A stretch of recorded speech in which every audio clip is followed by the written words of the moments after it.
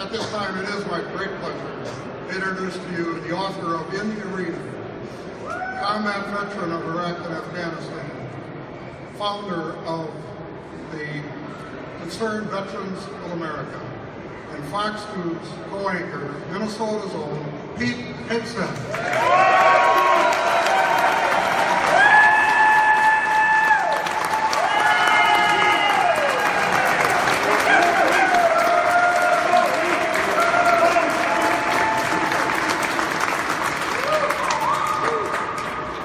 I'm here for the same reason you're here, because Minnesota needs to become the 13th state to join the movement to take our country back.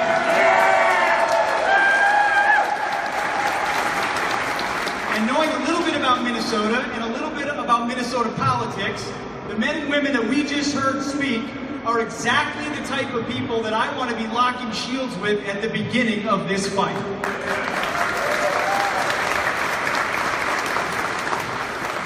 We'll get the leadership, because the leaders lead at the beginning, then the people, and the people lead, the leaders go with them, and then the leadership and the political animals jump on, and then they want to be a part. Okay? It's our job to make it, to dare them not to be a part of what the people want and the people demand. I am absolutely honored to be here today. I want you to know, I get a chance to do a lot of fun things, and a lot of it I get paid for. This I do not get paid for. They don't pay me a dime. I fly around the country for this cause with Mark Meckler, who you're going to hear about, and others, to other states. We talk to donors, whatever it takes, because I truly believe that Convention of States, this organization, this movement, and this moment is the vehicle by which us Patriots can preserve our republic given to us by our founders. You know, you can talk all you want about why it's the right thing to do.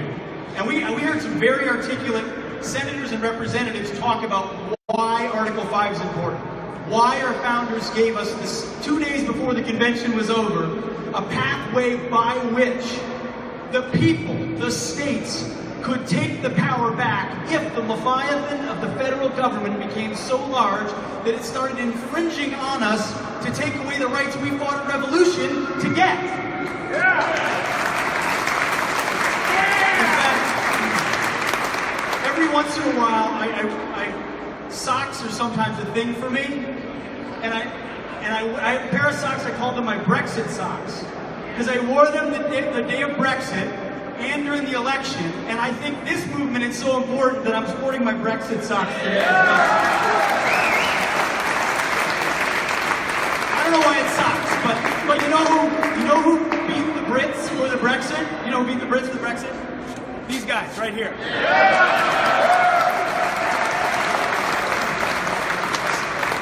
So here's what I want. I want a revolution without the bullets.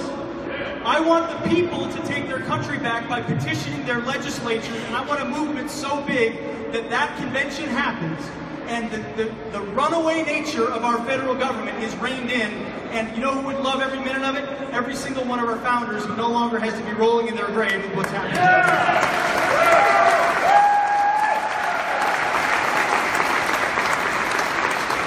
So like I said, it's one thing to talk, it's another thing to build a grassroots army capable of delivering on that talk. That's what Convention of States is. You know, at first I didn't know what this movement was. I've done a few things in this state, around the country. Everywhere I went, people would come up to me with buttons that said Convention of States. And I'm like, what is this? I don't know what this is. But you're everywhere. You're everywhere, and you're motivated, and you know your Constitution, and you love your country. So I started researching it myself, and I looked into it and saw this is legit, this is what we need. I read the Liberty Amendments by Mark Levin. So one day I thought, you know what, I'd like to be a part of this group, help them out a little bit. So I did what you would do. I emailed the info account, info@conventionofstates.com. Hey, my name's Pete, I'd like to be a part of the movement. It's a good way to test a group. You know, if they don't get back to you, they probably don't have an organization, it's probably not legit. Within 2 days, less than that, one day, I get an email back and a phone call, and I'm talking to Mark, and they're saying, what do you want to do and how can you get it done? And as I've been able to work with it and see what they do around the country, they are building the real grassroots army that you would need to get this across the finish line. Because I don't know if you noticed, There were some code pinkers outside. I don't know if they're here for us. I wish they were. They should be. But them and over 150 other left-wing groups signed a letter, it may even be more than that, Mark, you can tell me, all opposing Convention of States. When Hillary Clinton was on her Why I Lost book tour, it's still going, endless reasons why, she proactively brought up Convention of States in multiple interviews as a threat to the future of our country. If George Soros and Hillary Clinton hate Convention of States, then we're on to something.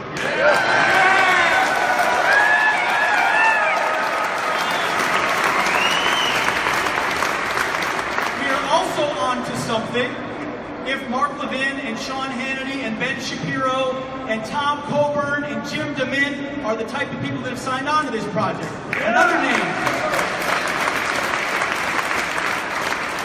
name I would mention, he's not a household name, but he should be. His name is Professor Robert George, Robbie George.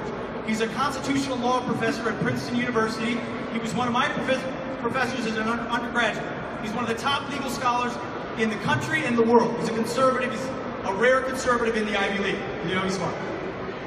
And he is a legal advisor to this movement. He's looked at Article 5 like so many others have, realizes you can be tailored in how you do it. The founders gave it to us so that we can use it, and you can do it in a way that does not provide opportunity for a runaway convention. So when you hear about the idea of a runaway convention, go read what Convention of States has said to refute it very directly. David Horowitz has a fantastic piece at Convention of States that breaks down why those arguments were never valid and based in falsism, and why we need to refute that argument, win the intellectual argument inside our sphere. Then we can go into these state legislatures and tell these committees it's time for a Convention of States. So this is a movement of you and of us, because without you, it literally doesn't happen. I'll close with three things why this is so important that I talk about every time I speak. One, history is not over. It's not over.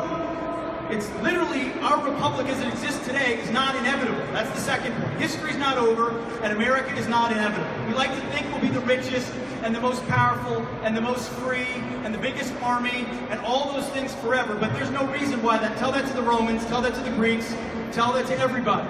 It's not over and it's not inevitable. But I will tell you this, if the 21st century is not an American century led by America, the 21st century will not be a free century. It just won't be. Who else is it going to be? The Russians? The Chinese? The communist Chinese? Maybe the international bureaucrats? How about the Islamists? The Europeans? There's nobody else out there and there's nowhere else to sail to. Either we save America and restore it to its founding principles, or we will lose America. That's what you understand. That's why you're in this arena. It's what we need to teach to our next generation. And I've got little kids, and you do, and you've got grandkids. It's why I'm doing this. And I used to say, now I wear makeup. I used to wear camouflage. It's really sad. But I say to them, I wore camouflage. I carried a rifle on the battlefield so that you don't have to fight. I used to say that. It's a comfy platitude. It's not for me, it's for everybody that's done it. So many of you I know have worn the uniform. A lot of this movement is a part of people who understand serving something greater than yourself, and that's what this movement is about. But I don't, you can say that, like the World War II generation got to say that because they beat the Nazis, right? When you beat the Nazis, you get to tell the next generation, take some time off because we just saved the world. I don't say that to my kids anymore. I fought knowing that my kids are going to have to fight as well. My job is to prepare them to enter the arena and be patriots for their country. I will not have done my job if I haven't done everything I can as a free citizen who has to keep himself free and his family free and his community free, if I didn't do everything I can to help Convention of States in every way possible. That's why I believe if you want to save your country, you're not going to do it. God bless Donald Trump. God bless what he's doing. But we'll see how they fight him. And despite his jokes, which the fake news media can't translate, he won't be president forever. So when he isn't president forever, someone else is going to be in that Oval Office and they can have a very different view of the world. Something like Convention of States carries on. And I'm telling you, there's no type of grassroots, I've run grassroots organizations. When you have a group where in order to save your country, you lobby your state rep, you know you're onto something that can be accomplished. Because I know my state rep.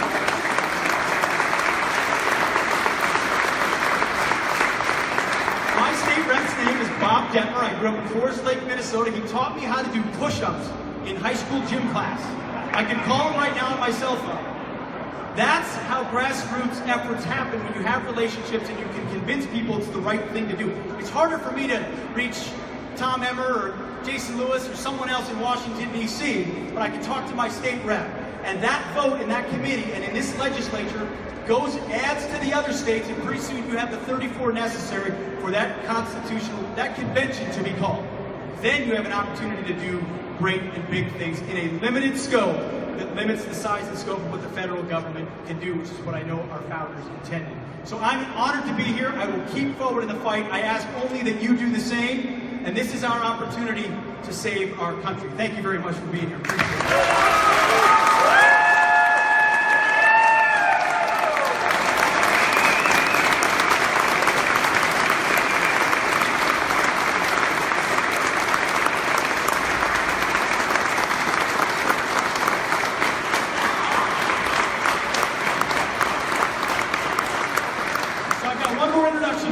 You're going to want to hear from. He's the reason I'm here.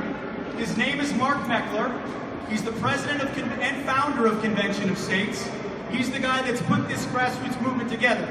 Now, it's not his first rodeo. This is a guy who founded and was the leader of Tea Party Patriots.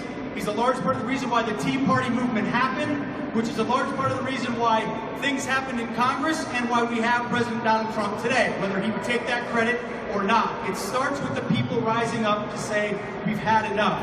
Mark Meckler is not only a true believer, that's the biggest part about it. He's not in it for the money, he's not in it for the fame, he's not in it because it's easy, he's in it because he loves this country and the Constitution and he wants to see it return to the hands of the people.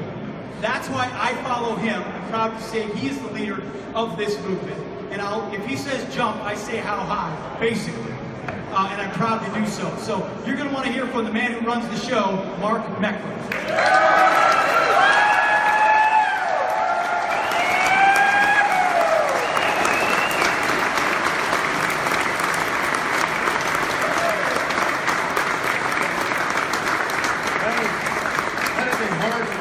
That's a hard act to follow in every way.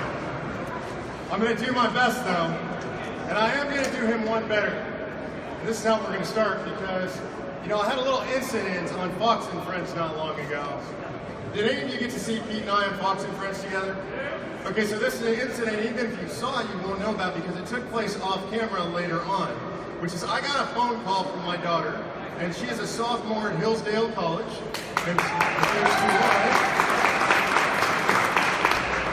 And Lucy did what Lucy always does, which is she had to critique my performance.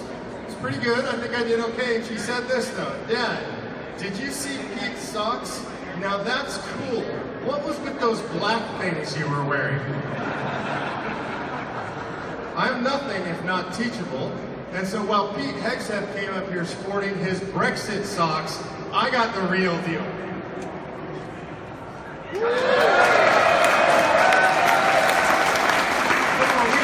On the revolution, right? Just saying, Pete. He's got a lot on me, but not the socks. When it comes to something like this, I have to tell you, it is such a privilege to be here, and that's not just rhetoric. It's because I'm with grassroots folks. And that's my favorite thing to do anywhere in the country. And when I come into an event like this, we never know how many people are going to show up at an event. It's kind of one of the weird things. You put together an event like this, you don't know if 20 or 200 or 2,000 are going to show. I had a friend tell me one time, a lot of years ago when I was starting to do public speaking, whoever shows up is who is most important. So I usually don't worry about how many people. But Jackie, and you're going to meet Jackie here in a minute, who is our state director, Jackie said, oh no, it's going to be big, it's going to be big. And I was trying to talk her down off the ledge a little bit. Right? She hadn't put something like this together before, and I did not want her to be disappointed by the amount of people that showed up or the enthusiasm of the crowd. And I have to say, Jackie, you have exceeded my wildest expectations. Incredible.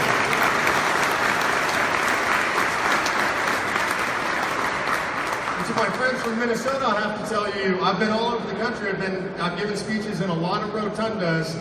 best crowd in any rotunda in the country. So give yourselves a hand for that. Seriously. I don't say that to all the girls. That's not just the one. That's the real deal. To the legislators who are here in support of the Convention of States project, thank you for your courage and your bravery. We hear a lot of talk about from people who oppose the Convention of States, and they say, we're scared of, we're afraid of, we fear this, we fear that. And my response is always, this country was not built upon fear, the country was built upon courage. What would the founders say if they heard people today saying, we're too scared to use Article 5, right? So to the men and women who came up here, who are members of this legislature, who leave their families and their businesses to come serve, we owe them a debt of gratitude. A round of applause for our legislators. American heroes in the truest sense. When I travel around the country and I talk about this project, one of the things I hear most often, that is the most offensive thing I hear regularly, is I hear this line: there are no Madisons or Adams or Washingtons or Jeffersons or Patrick Henrys anymore. So we can't trust the American people to hold a convention. Let me tell you why that's so offensive to me, because I know you. Because you who sit in this audience are every bit worthy to stand in the shoes of the founding fathers and the founding families. They were regular people. They were people just like us. Great people arise to fill important moments.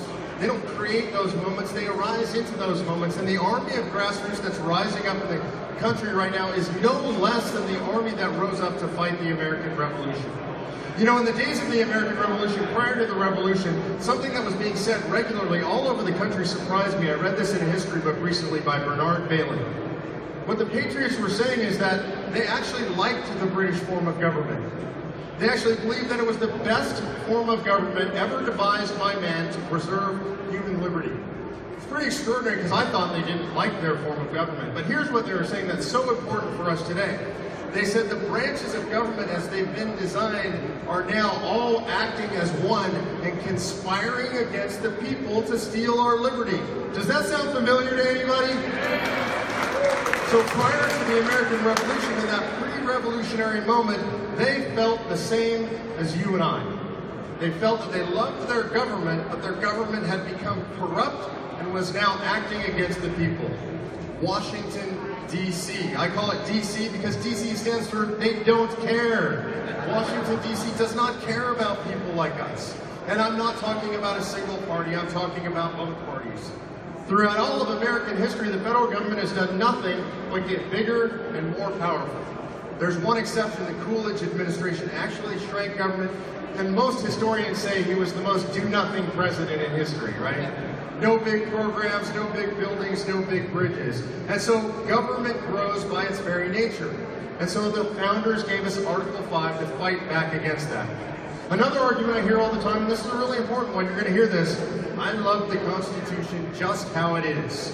Right? I don't want to change a thing. I don't know why you guys want to mess with the Constitution. I already got it, Pat. Pat's looking at me because she had a prop for me. I went back and took it. And so that's what I'll hear. You'll hear, well, they'll pull out their pocket Constitution. I love this Constitution just the way it is. I love it just how it is. We shouldn't change a thing. This is the response, the appropriate response to that. When somebody tells you they love the Constitution, ask them, which Constitution are they talking about? And they will look at you puzzled every single time, because most people don't realize this. In America today, we have two constitutions. We have the one that all of us know and love that the founders gave us. The original is under glass at the National Archives. It's a beautiful experience to go see that. Wait in line, it's worthwhile. And then we have the one that we live under. The one that we live under is the one that the Supreme Court has spent the last couple hundred years interpreting, the last 115 years destroying. And I'm going to show you what it looks like. That, my friends, is the annotated Constitution of the United States of America. This, by the way, is only the 2012 version, 2,738 pages of opinions. Let's remember, these are opinions. Today's version with the supplements is over 3,000 pages. So this is what the Supreme Court is telling us. One of two things. Either we're all so stupid we need 3,000 pages to explain 4 pages of parchment to us, or the founders were so stupid that they couldn't clearly write what they meant in 4 pages of parchment. I say this has to go. What do you guys think of that? This is what we're about. We're about taking this and moving it back to something much closer to that pocket constitution, to the founders' original intent. And I want to be specific about some of what I mean because this is important. What are we talking about? First of all, I want to tell you what my favorite amendment is. If I could propose only one amendment, if I could wave my wand and make it happen, I could put it right there. Maybe I might even insert it at the very beginning. It would say this: no, really, we meant it the first time. That's my favorite. And that's really what we're trying to do. Things like this. The federal government. Do you think the federal government is doing a good job of managing your money? No, it's terrible. Do we think the federal government should have to live within its means? Yeah, of course we do. So that means we need something like a balanced budget amendment. But a balanced budget amendment alone, I want to caution you, very dangerous alone. I want you to think about this. Do bureaucrats in Washington, D.C. like to tell us what to do? It's their lifeblood, right? And so here's the deal. If we get a balanced budget amendment, we say to them, you must balance your budget. You can't spend any more money than this. They're going to say, yeah, but all these wonderful programs we love so much, what are we going to do? Oh, I know, unfunded mandates. We're going to force Minnesota to run all these programs. We're going to tell them what all the rules and regs are. We're going to make them tax their citizens to death to run these programs. That's how we're going to get around this balanced budget thing. So you can't have a balanced budget alone. Here's another thing. Anybody think that the federal government actually does real accounting? No, it's all fake. It's unicorns and rainbows. It's off books. It's black book. And so unless you force generally accepted accounting principles on the federal government through an amendment, a balanced budget alone is dangerous. Do I want a balanced budget? You bet I do.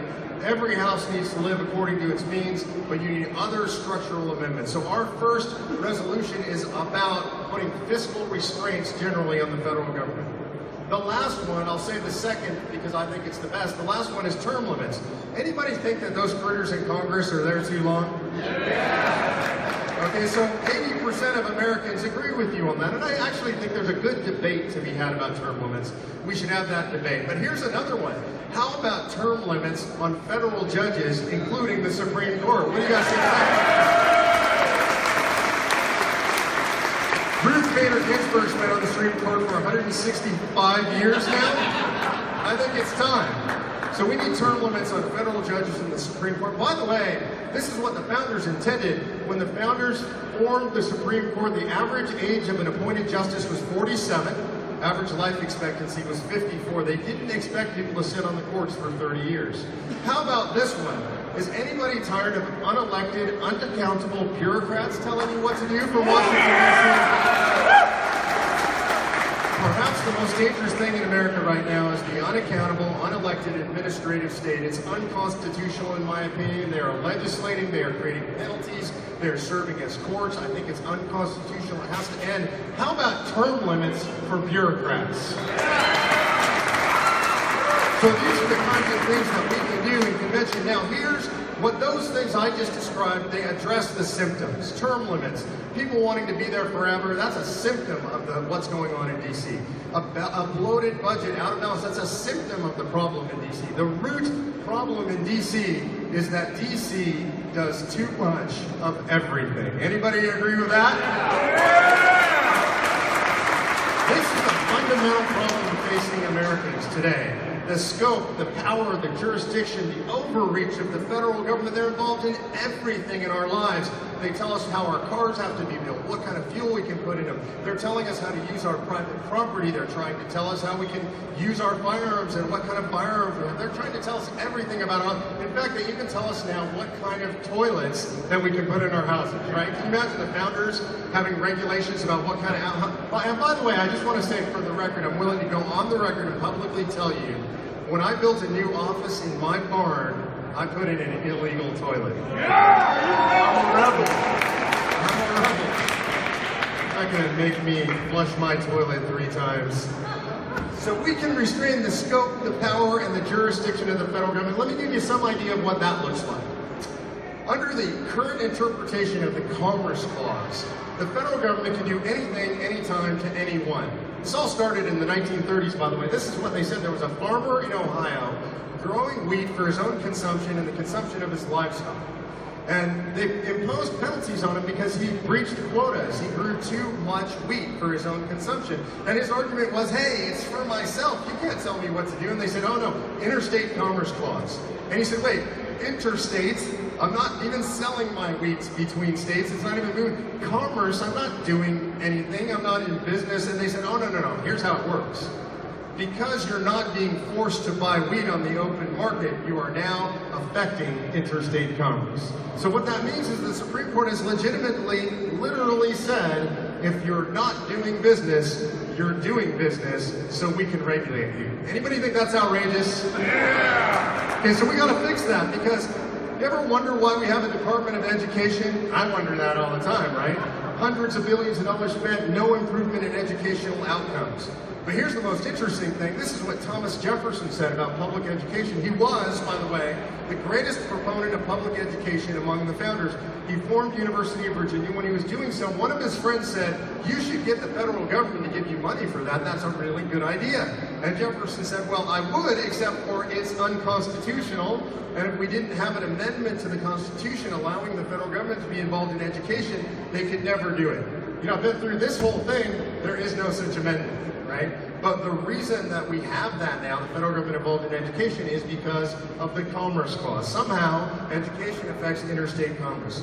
By the way, the Departments of Education, the Department of Commerce, the Department of Energy, all these departments, the EPA, operate under Commerce Clause authority. So if you think we ought to get rid of a bunch of agencies like that, anybody think that? Yeah. You gotta call it convention of states. It's the only way. Yes. I'm going to close with a story, a history story, and then a call to action for you guys. The history story is this. If you ever watch me Sunday nights, I do a Facebook Live thing called the Battle Cry, right? Anybody ever watch the Battle Cry? Okay, if you do, you get to see me all sweaty in a t-shirt. Usually I forget I'm doing it. I run in from working chainsaws in the yard and stuff. And if you do that, you get to see my dogs. I have two Great Danes, Gideon and Levi. Gideon, a Bible name, and Levi is a name not for the Levites in the Bible, but for Levi Preston. Levi Preston was a captain in the Revolutionary War, one of the original Minutemen. Incredible story. You can find this on the internet. And a guy by the name of Chamberlain was traveling around the country, and he was collecting stories of the original Minutemen and asking them why they fought in the American Revolution. He's collecting these stories, by the way, in 1843. Do the math. That's a long time after the Revolution. The last Minutemen are in their late 80s, early 90s. Now, we all know a lot of people like that now. Back then, that was really rare. Average life expectancy is 54. So he crosses paths with Levi Preston. Preston is now living in North Carolina, but had originally fought in the original battles at Lexington and Concord. And Mellon Chamberlain asks him a series of questions about the Revolution. And first he asks them, well, you were 23 years old, and you went out to fight in the Revolution. You went to face the Redcoats. There's the call to go face the Redcoats. And he asks him, why did you go out and fight? You're a 23-year-old father, a farmer, not a soldier, and you went to face off against the greatest fighting force in the world. Was it the Stamp Act? Were you just offended by buying those stamps and having to put them on all your documents?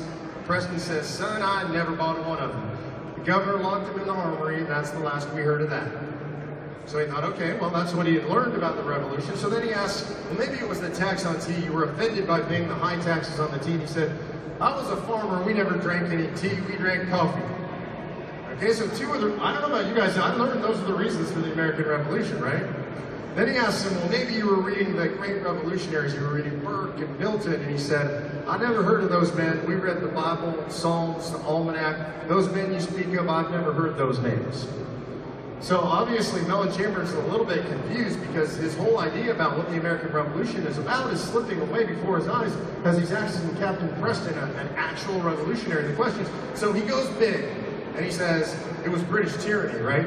You were just tired of the heavy hand of British tyranny, and that's why you went out to fight. And Preston says, tyranny? Never felt a whit of it. So strange. And Chamberlain says, well, what is it then? Why did you go to fight those redcoats that day? Preston expresses what I think is the greatest summation of the American political philosophy during the Revolution and still today. And he says this, son, when we went out to face them redcoats, we meant only one thing. We had always governed ourselves, and we always intended to. And them redcoats, they intended that we should. That's it. And I would argue today, and you tell me if you agree, that we feel like people in Washington, D.C. think that they can tell us what to do and they don't want to govern ourselves, but we have always governed ourselves and we always intend to govern ourselves. Are you with me?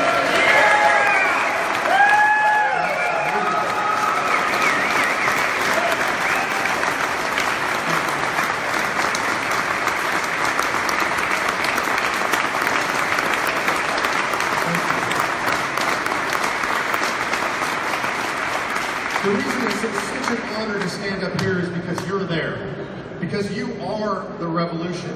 This is the next American Revolution. Pete likes to say this is a revolution without the bullets. And that's what this is. The founders gave us this. And we not only were given this gift, but along with it, we were given a sacred and moral obligation to act when the time came to act, to save the country when the time came to save the country. And that time is now.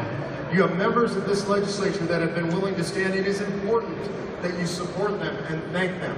And to the members who have not yet come on board, it is important that you reach out to them and ask them to join this incredible cause. This is what we are here to do. We are here to do nothing less than save the nation. I told you my daughter is a sophomore at Hillsdale College. My son is a 22-year-old Marine. Both of them are in the fight to save the country, and I will fight as long as they will have me in the fight. Thank you for having us today. You guys are awesome.